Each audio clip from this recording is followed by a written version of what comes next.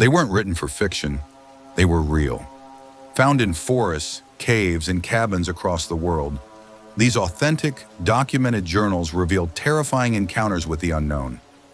Each one was discovered after disappearances, strange lights, or whispers no one could explain. No theories, no analysis, just raw words from those who vanished, or almost did. These are the real diaries found in the woods, and their warnings still echo. Chapter 1, the Yuba County 5, the Abandoned Camp Notebook.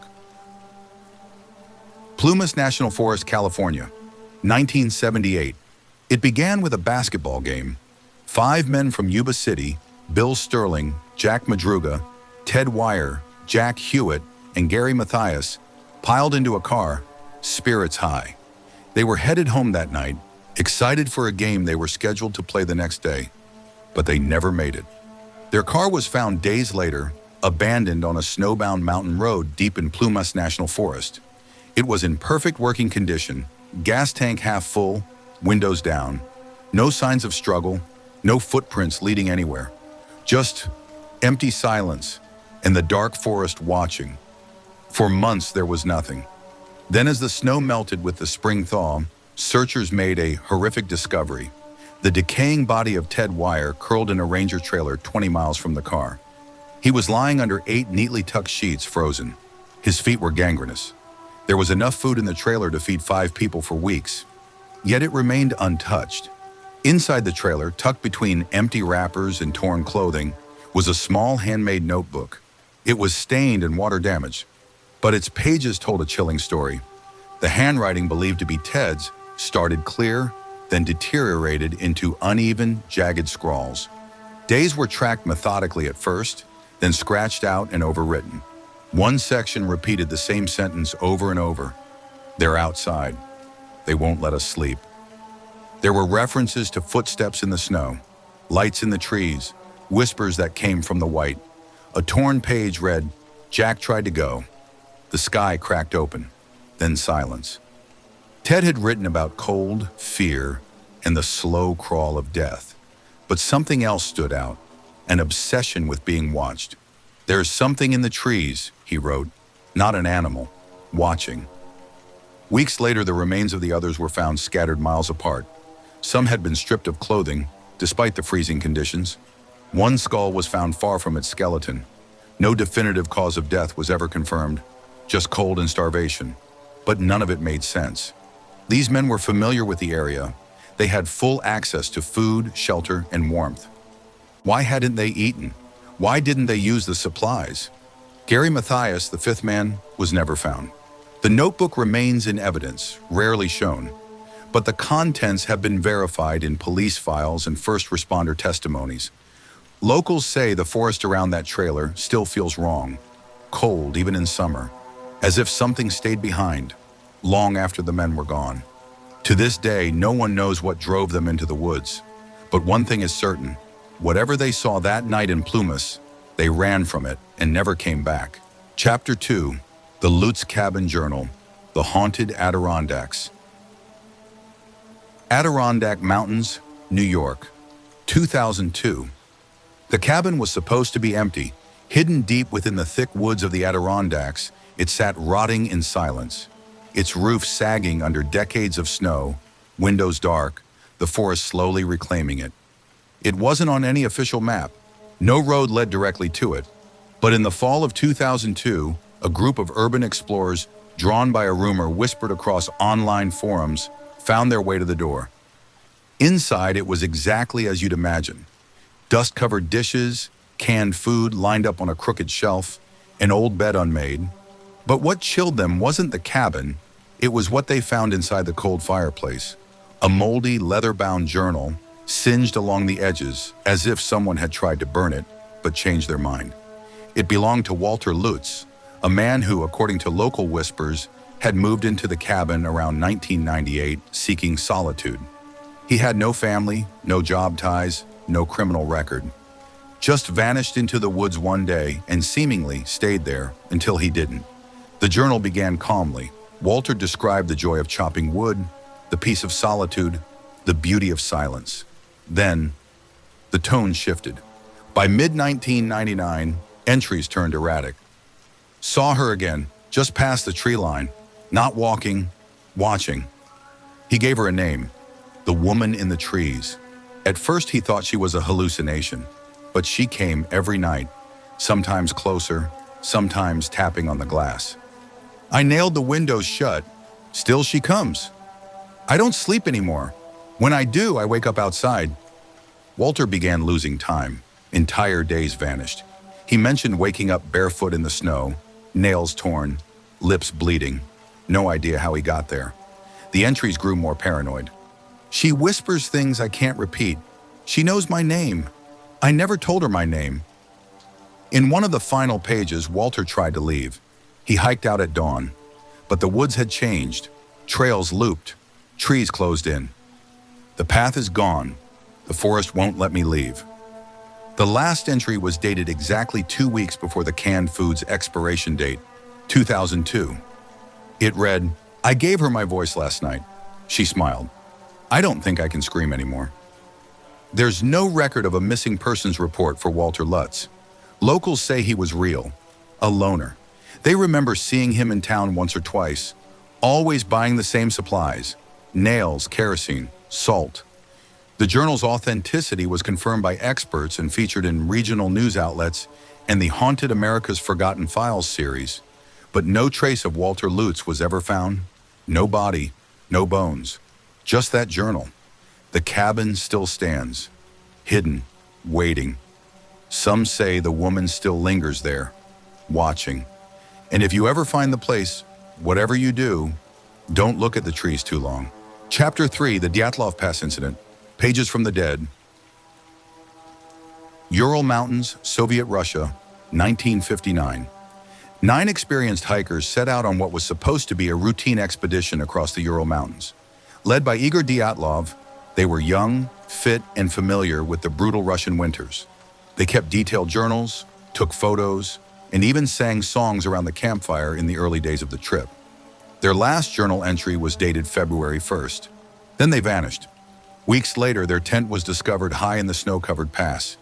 It had been ripped open from the inside. The group's boots and winter gear were still inside, untouched. Tracks led away barefoot, some of them staggering, some running. What followed was a recovery operation that would descend into one of the darkest, most unsettling mysteries in modern history. 2 bodies were found under a tree nearly a mile from the tent, wearing only underwear. Their hands were burned, as if they desperately clutched at fire. 3 more were discovered between the tent and the tree, frozen in twisted poses, as though crawling back. Months later, the last 4 were found in a ravine. Their injuries were horrific: skulls crushed, ribs shattered, eyes and tongues missing.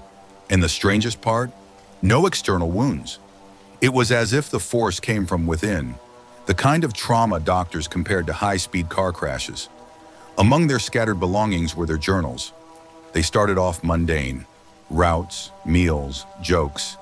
But in the last few entries, the tone shifted. Tension crept in. One hiker wrote about an uneasy feeling in the night, as if the wind itself had begun whispering. Another mentioned bright orbs in the sky. These strange lights had been reported by nearby villagers around the same night of the incident. The most haunting line was written in a shaking hand. It's snowing hard. The wind howls. We are afraid. After that, nothing.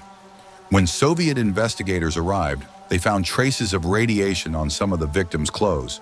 The case was quickly sealed, and the official cause of death was listed as an unknown compelling force. For decades, the truth was buried. In the 1990s, the case files were declassified. Investigators and families pored over the evidence. The journals became a terrifying breadcrumb trail, fragments of fear captured just before the unimaginable. No animal tracks, no signs of struggle, just raw terror etched into the snow in their final words. Some believe it was a military accident. Others speak of infrasound, avalanches, even aliens. But no theory has ever fully explained why 9 skilled hikers, ripped out of their tent in minus 30 degrees Celsius, ran barefoot into the night and died in such violently different ways. The Dyatlov Pass remains a frozen graveyard of secrets, and those pages, Their last words are all we have to hear, the voices of the dead, still echoing in the howling wind. Chapter 4. The Gary Sudden Journal. The Cave That Erased Him. Great Smoky Mountains, Tennessee, 1981. In the summer of 1981, Gary Sudden vanished without a trace. He was a 36-year-old solo hiker, ex-military, with dozens of backcountry treks under his belt. He knew the Great Smoky Mountains better than most rangers. That July, he set out for a week-long trip into the Greenbrier section of the park. Dense, remote, and quiet. He signed into the trail registry, waved at a passing ranger, and was never seen again. Search teams combed the area. Helicopters circled for days. Bloodhounds lost his scent near a rocky outcrop above Ramsey Cascades.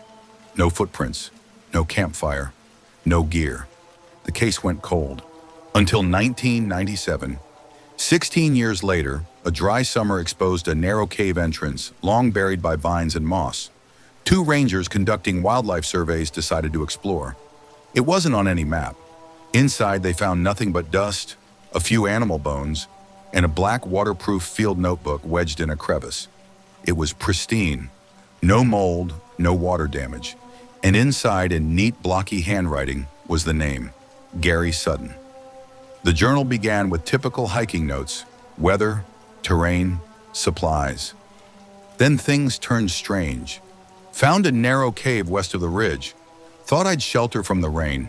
Something about it feels wrong. A few pages later, heard what sounded like children laughing deeper inside. Echoes. There shouldn't be kids out here. Too dangerous. Time began to blur for Gary. He wrote of sleeping for what felt like hours, only to wake and find the sun in the same position. His watch stopped. His compass spun. Went deeper, saw light ahead. Cool white glow, no source. Shapes moving in the mist. They don't have faces. He described a growing disorientation, as if gravity itself was shifting. Shadows followed him. The cave felt alive. I marked my path with chalk. The marks are gone when I turn around. The walls are breathing. Then the final entry. I turned back and the cave was gone. Something is wrong with the sun. It's the wrong color. It's too quiet here. I think I went somewhere I wasn't supposed to go. That was the last anyone ever heard from Gary Sudden. Here's the part that rattled the search team. The cave where the journal was found doesn't exist anymore. Rangers returned weeks later, maps in hand, and found nothing. The entrance was gone. Soil undisturbed. No opening. Just solid rock and forest. Park records confirm there had never been a mapped cave at that location, and yet the notebook, a government-issued military-grade field log, was real. Handwriting verified by Gary's employer. Dated, signed. The Knoxville Journal ran a short piece about the strange discovery, and it was logged in the park's rescue archives as unresolved and anomalous. To this day, hikers report strange lights in that area, faint giggles, a tugging sensation, like something wants you to follow it. Whatever happened to Gary Sudden in that cave, if it was a cave, he didn't come back. But he left us a message. Something else lives in the mountains, and sometimes it erases what it doesn't want you to find. Chapter 5. The Silent Creek Diaries, Cult or Madness? Romania. The year was 1994. The Hoia Baciu forest was already infamous. Locals called it the Bermuda Triangle of Transylvania. Hoia Baciu, a tangle of gnarled trees and permanent fog, had long been the source of whispers, of strange lights, vanishings, even spontaneous burns. But in 1994, it offered up something new. While clearing a remote stretch near a stagnant stream known as Silent Creek, a group of forestry workers unearthed something odd. A pyramid of neatly stacked stones, unnaturally precise. Beneath it, buried in a sealed plastic bag, were 3 spiral-bound notebooks, warped from time, but intact. The first page of the first journal began plainly. Day 1. We are here. The fog greeted us. It knows. There were no names, only initials, but the entries told of a small group who had left society behind, venturing into the forest to return to the true ways. They claimed the world had become impure. Technology was poison. People were sleepwalking. So they followed them. The Watchers in the Fog. Early entries described meditations, chants, and offerings. Bones of small animals left in woven twig nests. But soon the journals shifted in tone. The fog doesn't burn off. It watches. We don't sleep anymore. One entry described a ritual that required absolute silence for 48 hours, under threat of the mist taking form. Another mentioned a child among them, but no further detail was ever given. Then came the drawings. Crude, frantic sketches of tall, faceless figures rising from the fog, always watching. No eyes, no mouths, just silhouettes. The final pages were filled with paranoia. Andrei broke the vow. He spoke during the silence. He walked into the white fog. We followed the footprints. They just stopped. If we are not pure, they will take us. The last entry in all three notebooks was identical, written in shaky, smeared handwriting. They walk between the trees now. If you find this, it's too late. Purify yourself. When the notebooks were turned over to Romanian authorities, an investigation followed. Police discovered multiple ritual sites deep in the woods. Circles of ash, animal remains, and wooden effigies covered in symbols no one could identify. But no people, no tents, no remains, and no trace of Andrei or anyone else mentioned in the diaries. In 2004, the Romanian TV documentary Pădurea Tăcerii aired a chilling segment on the discovery. It featured interviews with police, the forestry workers, and paranormal experts. One ranger claimed he'd heard whispering in the trees at dusk, his name spoken back to him in his own voice. Though skeptics claim it was just the writings of an unwell hermit, the notebooks are real. Still held in a secure archive in Cluj-Napoca, they remain untranslated beyond the published excerpts. No group ever came forward, no cult was ever identified, and in the fog-drenched heart of Hoia Bashiu, Silent Creek flows on, quiet, waiting. The Watchers don't forget. Chapter 6. The Alone Tape. Hiker's Final Log in Alaska. Wrangell's St. Elias National Park, Alaska, 2013. In the unforgiving silence of Alaska's wilderness, a ranger helicopter spotted something odd during a routine flyover in the spring of 2013. A lean-to shelter, hastily built, barely visible beneath a snow-dusted thicket of fir trees. It wasn't marked on any map, and there had been no recent camping permits issued for that section. When rangers hiked in, they found no person, no backpack, no signs of a campfire. But inside the shelter was a waterproof field journal and an old-school micro-cassette recorder, both wedged under a tarp weighed down by rocks. The journal was signed only by Nomad 77. The entries began like many solo adventure logs, notes on weather, wildlife sightings, gear status. But within a week, the tone grew agitated. The stars aren't right. They're moving, not like drifting, like tracking. He described nights where the forest was too quiet, no animal sounds, no wind, just his own heartbeat and the snow creaking beneath his boots. I keep hearing footsteps behind me, but when I stop, they stop. I yell, no echo. Then it repeats what I say, not like a bounce, like it's copying. There were signs of paranoia, drawn symbols on trees, sleeping under branches, switching trails. He believed he was being followed, not by a man or a bear, but something older, tall but thin, black as tree bark, with joints that move wrong. Something lives under the snow. Last night I heard a growl, not from the trees, from beneath me. By the final entries, Nomad 77 wasn't writing daily, just sporadic, panicked fragments. Saw it standing still, thought it was a stump, then it tilted its head. I shouted at it. It shouted back, my voice, but too slow. But the most disturbing part came from the tape recorder. The last 5 minutes are filled with labored breathing, frantic snow crunching, and a low muttering. Don't stop. Don't look. Don't stop. Don't look. Then his voice, broken and terrified. It's copying me, not echoing, copying. Every word I say, it's behind me. If I stop, I think it takes my place. The tape cuts off mid-breath. The recorder had a full battery, odd, given the freezing conditions and time exposed. The ink in the journal hadn't run, even though it had survived at least one winter. Online forums like Strange Outdoors and Arctic Trackers began calling it the Alone Tape. Vice picked up the story later that year. No identity has ever been confirmed, though the name Nomad77 had appeared in survival forums years prior, known for posting solo expedition logs anonymously. Official search and rescue found no body, no gear, nothing. But one ranger later told a podcast host off the record, "It didn't feel like we were alone out there. I don't scare easy, but that place, it watches." Something found Nomad 77 in the deep Alaska snow, and it didn't leave footprints.